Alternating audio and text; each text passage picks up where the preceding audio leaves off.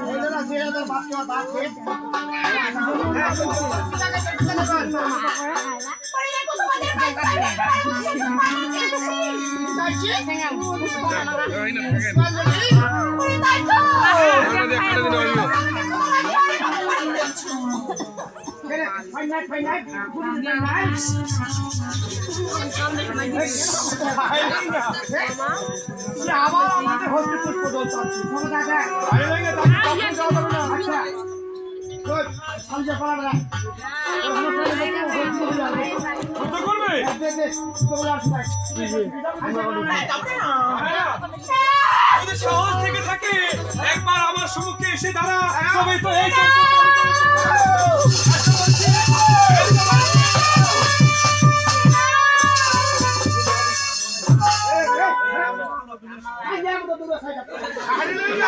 ওকে বস্ত্রখানা দিতে যাচ্ছি।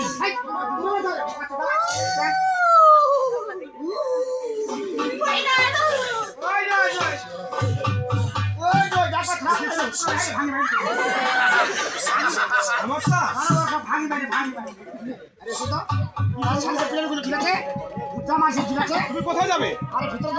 ভিতরে? আচ্ছা ঠিক আছে, যাও ভিতরে যাও, আমার কিরণদার বাড়িতে যাও, যাও